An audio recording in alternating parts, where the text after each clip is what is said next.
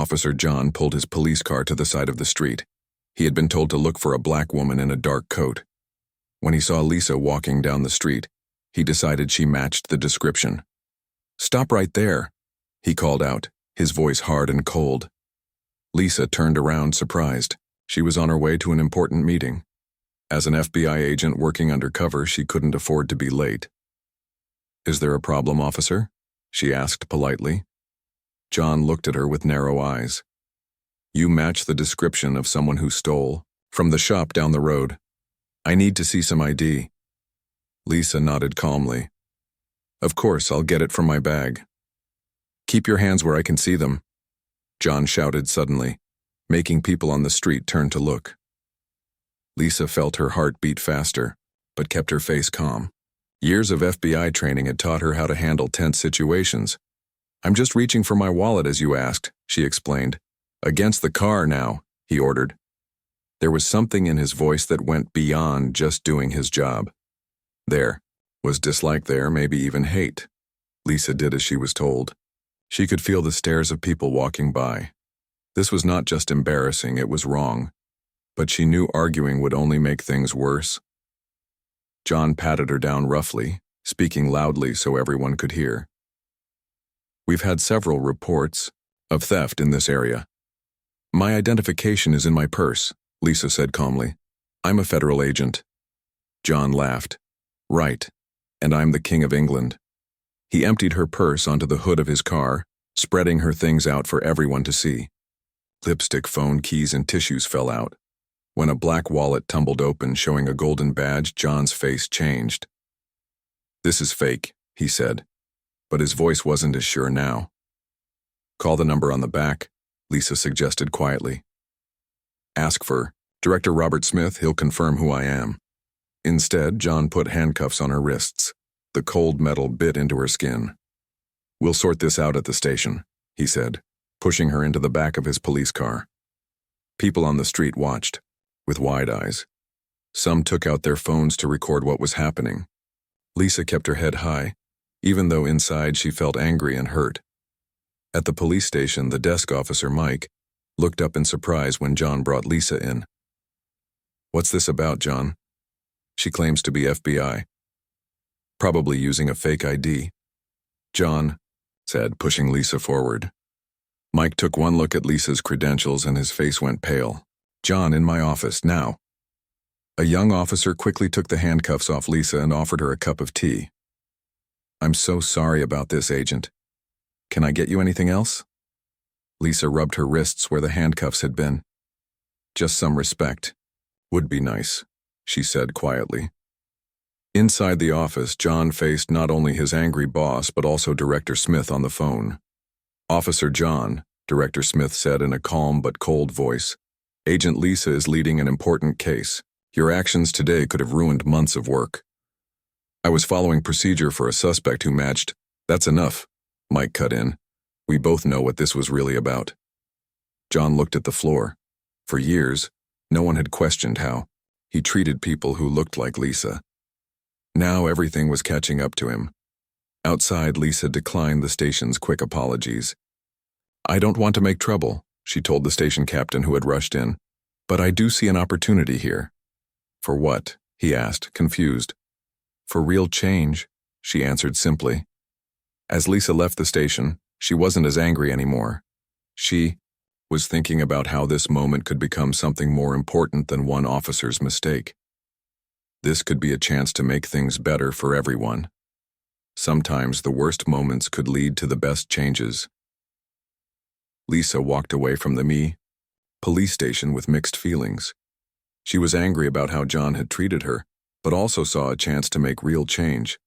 As she drove back to the FBI office, her phone rang. It was her boss, Director Smith. "Lisa, are you all right?" "I heard what happened," he said, his voice full of concern.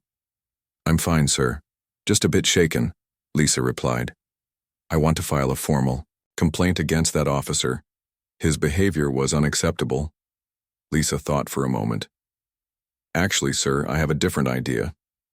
2 days later, Lisa sat across from Police Chief William in his office.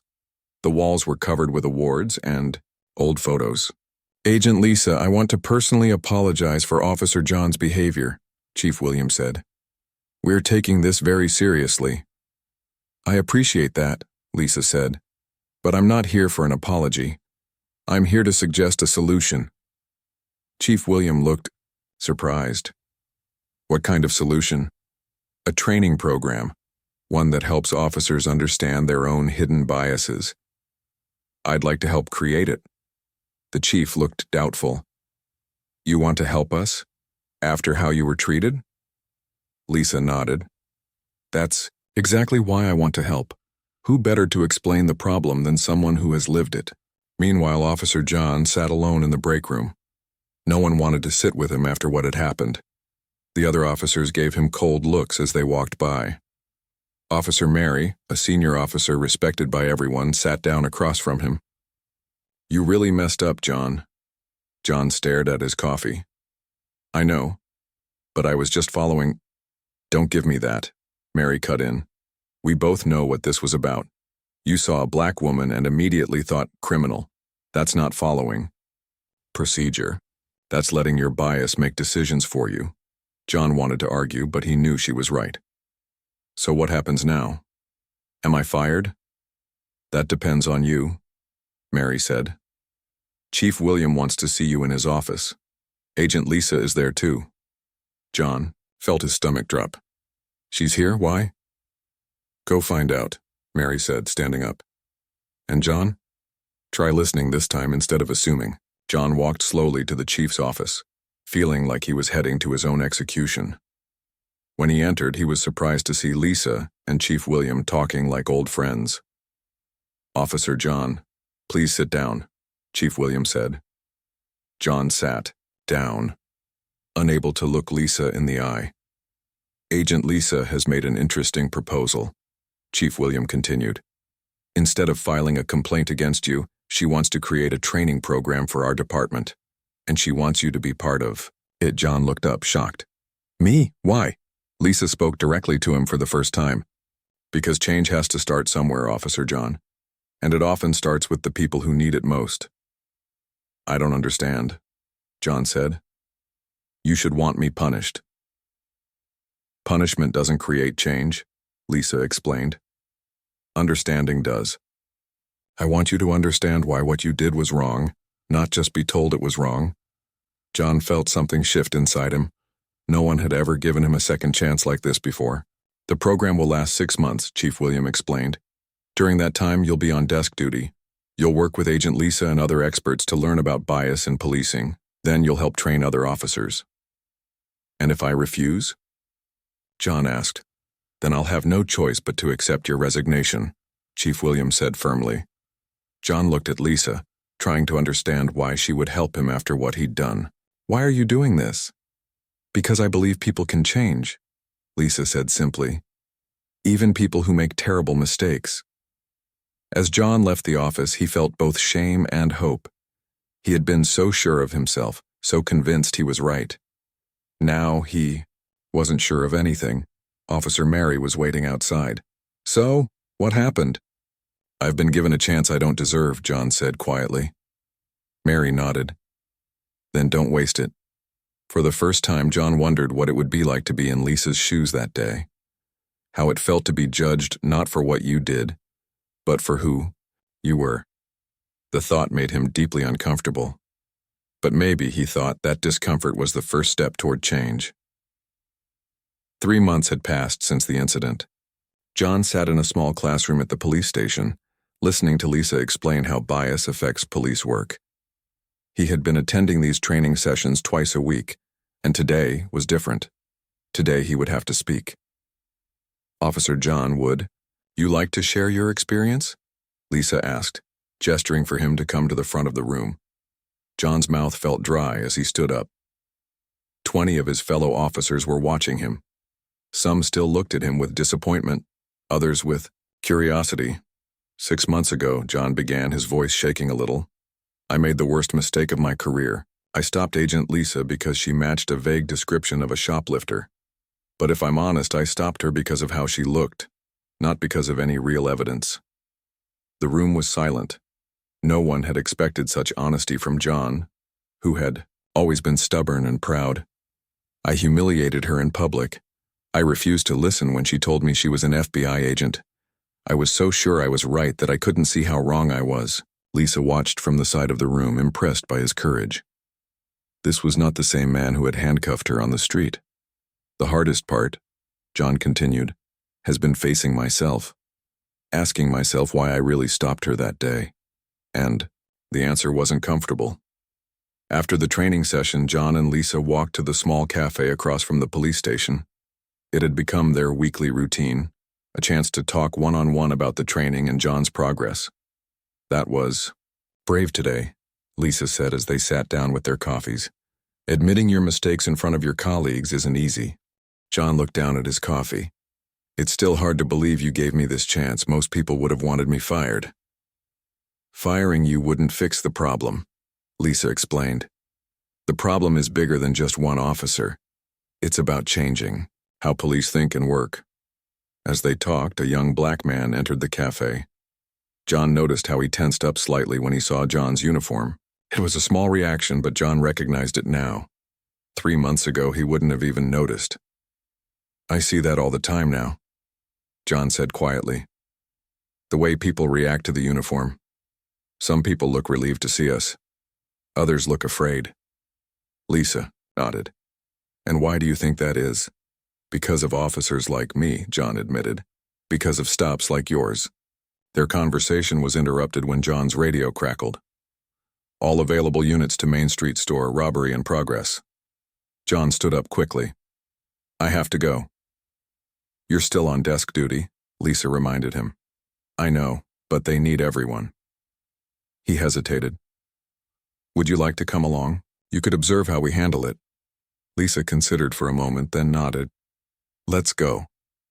When they arrived at the store, several police cars were already there. The store owner, an older man named George, was shouting and pointing at a teenage boy who was being held by another officer. That's him. He stole from me. I want him arrested. John approached carefully, with Lisa watching from a distance. The boy looked terrified. What happened here? John asked the officer holding the boy. Store owner says he stole a candy bar. Boy says he paid for it but lost the receipt. John looked at the boy, then at George, who was still shouting. 6 months ago, John would have handcuffed the boy immediately, believing the store owner without question. Has anyone checked the security cameras? John asked. The other officer looked surprised. Not yet. Let's do that before we decide anything, John suggested. Inside the store, they reviewed the footage. It clearly showed the boy paying for the candy bar. John went back outside where George was still demanding the boy be arrested. Mr. George, the security footage shows that this young man paid for his purchase, John explained calmly. George looked embarrassed. Oh, I must have been mistaken. John turned to the boy. You're free to go. I apologize for the confusion. As the boy walked away, John felt Lisa's hand on his shoulder. Good work, she said simply. On the drive back to the station, John was quiet. What are you thinking about? Lisa asked. I'm thinking about how easily that could have gone wrong. John said, that boy could have ended up with a record all because someone jumped to conclusions. Just like you did with me? Lisa asked gently. John nodded. Just like I did with you. But I'm learning. I'm trying to be better. Lisa smiled. That's all any of us can do. 5 months after the incident, the police station was different. Pictures of community members hung on the walls. Officers greeted people by name when they came in. The change was slow but real. John walked into Chief Williams' office for his monthly review. Lisa was already there, along with Officer Mary. Officer John, Chief Williams said, we've been reviewing your progress in the training program. Agent Lisa has given us very positive reports. John felt a small burst of pride but also worry. He knew he still had a long way to go. Thank you, sir. I'm trying my best.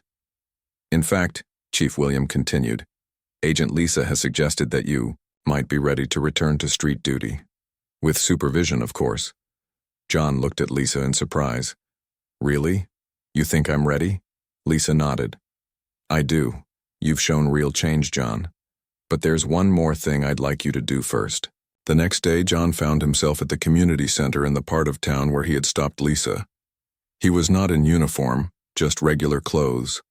Lisa had asked him to attend a community meeting where people would talk about their experiences with police. John sat at the back of the room, feeling very uncomfortable. He recognized some of the faces, people he had stopped or questioned over the years. An older woman named Ellen was speaking. My grandson is afraid to walk home from school because he was stopped by police 3 times in 1 month. He's just 14. A man named Thomas spoke next. I keep all my store receipts in a special pocket. I've been accused of shoplifting too many times. Story after story filled the room. John listened with growing sadness. He had never really thought about how his actions affected people's lives. When the meeting ended, Lisa found him still sitting there. Heavy stuff, isn't it? She asked gently. John nodded. I knew it was bad, but I didn't really understand until now. That's why I wanted you to come, Lisa explained, to really hear people's stories. Some of those people, I've stopped them before, John admitted. I never thought about how it affected them. Would you be willing to speak at the next meeting? Lisa asked. To talk about what you've learned? John felt fear rush through him. I don't know if I can face them. It's not about being comfortable, John. It's about being honest. The next week, John stood nervously in front of the community meeting. The room was packed. News had spread that a police officer would be speaking. My name is Officer John, he began. 6 months ago, I wrongly stopped and handcuffed an FBI agent because of the color of her skin. The room was silent. I'd like to say it was a one-time mistake, but it wasn't. For years, I stopped people because they looked suspicious to me. I never asked myself why they looked suspicious to me, but not to others. John saw Ellen in the audience, watching him closely. I'm here today because I'm trying to be better. I'm learning. And most importantly, I'm listening. I want to hear your stories and understand how police actions affect your lives. After the meeting, several people approached John. Some were angry, demanding to know why it took so long for him to understand. Others were cautiously hopeful that things might change. Ellen came up to him last. My grandson, the one I mentioned, he wants to be a police officer someday, but he thinks they won't want him. John felt his heart ache. If he's interested, I'd be happy to show him around the station sometime. Ellen studied his face. You mean that? I do, John said.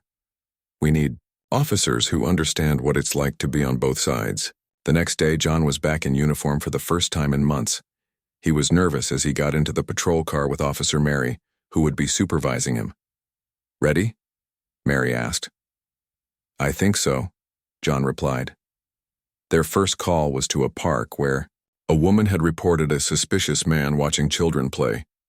When they arrived, John saw a black man sitting on a bench reading a book.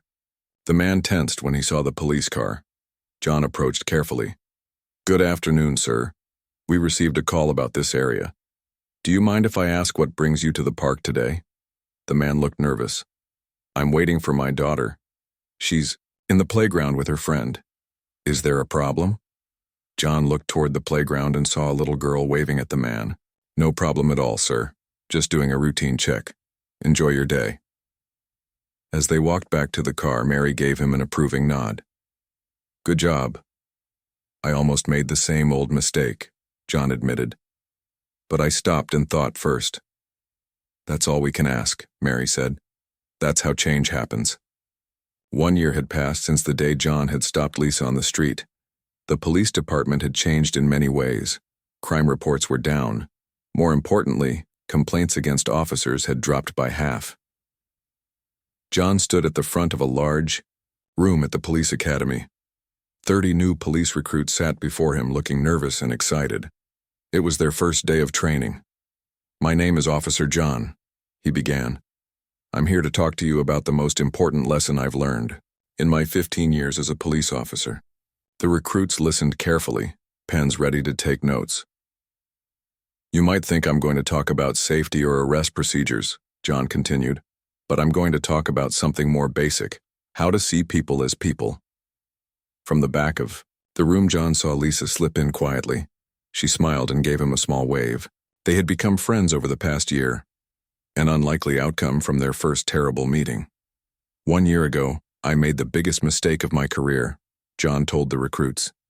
I stopped a woman because she matched a vague description of a shoplifter. But if I'm honest, I stopped her because she was black. I didn't even realize I was doing it. Some of the recruits looked uncomfortable. Others nodded in understanding. That woman turned out to be an FBI agent, John said. But that's not why what I did was wrong. It would have been just as wrong if she had been a teacher or a doctor or unemployed. John picked up a piece of chalk and wrote on the board, "See? The person first." "This is the most important rule you will learn," he said. "Before the uniform, before the badge, you are a human being dealing with other human beings." After the class, Lisa approached John. "That was a good talk," she said. "Those recruits are lucky to learn from your experience." "I'm the lucky one," John replied. "Not many people get a chance to fix their mistakes like I did."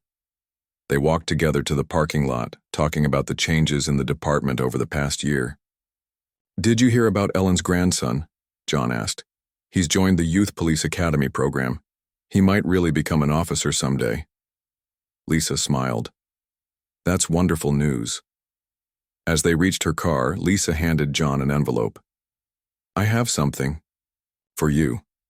John opened it to find an invitation. The FBI was honoring Lisa for her work on the police training program, which had now spread to 3 other cities. "They want you to speak at the ceremony," Lisa explained, "to tell our story." John was shocked. "Me?" But I was the problem, not the solution. "You were both," Lisa said.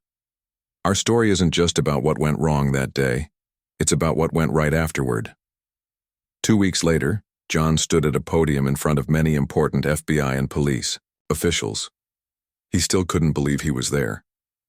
"When I stopped Agent Lisa that day," John began, "I thought I knew exactly what I was seeing. A suspect. I was so sure I was right.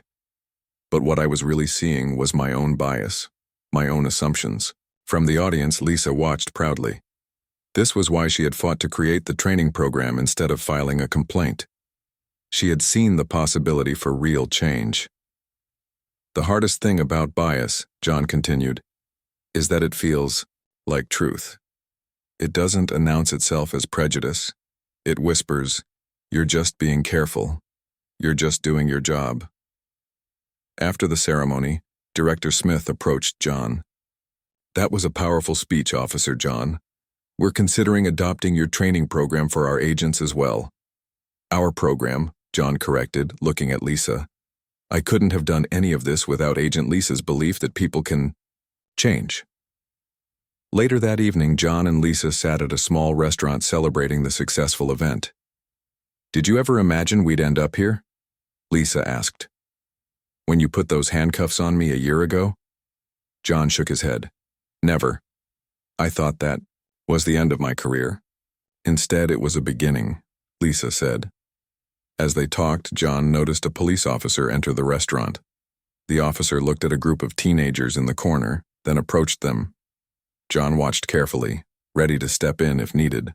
But the officer just chatted with the teens briefly, then moved on. No harassment, no unnecessary questioning. "Look at that," John said quietly. "That's progress."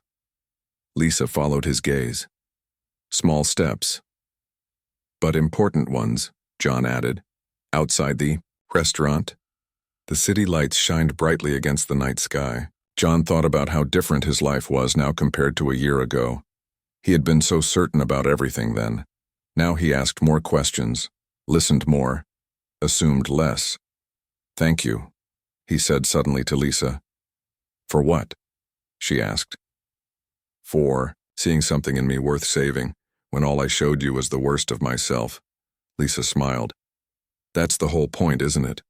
Seeing the person, not just their mistakes."